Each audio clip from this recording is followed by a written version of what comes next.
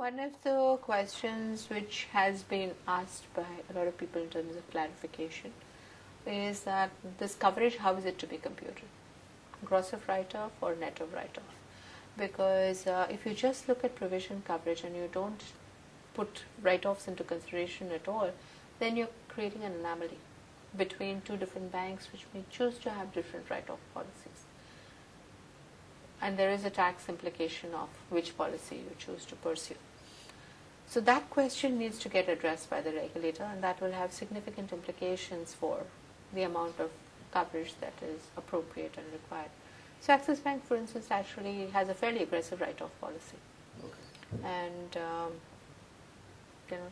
if the regulator says they're not going to take account of write-offs in the future, then we may want to follow a less aggressive write-off policy and change our provisioning requirement to that extent. But it's something that I think the regulator will have to think about, because if the idea is to provide a level playing field, then you need to clarify that. The second question that's been asked, and I think is an important question that the regulator will need to clarify, is can you just say blanket 70%, or do you need to differentiate by asset class? So unsecured loans as a category and secured obviously perform very differently from a collectability perspective, and therefore may need a different level of provisioning.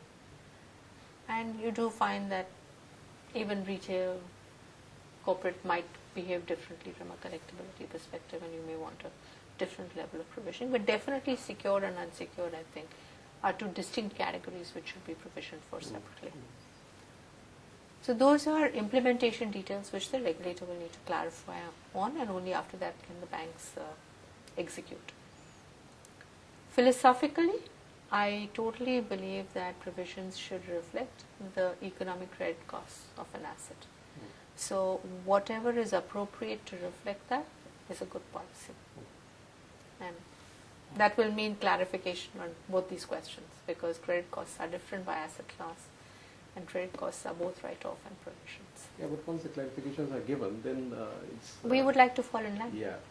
Philosophically, we are aligned to the idea that provisioning it's a should reflect. and a prudent measure. Absolutely.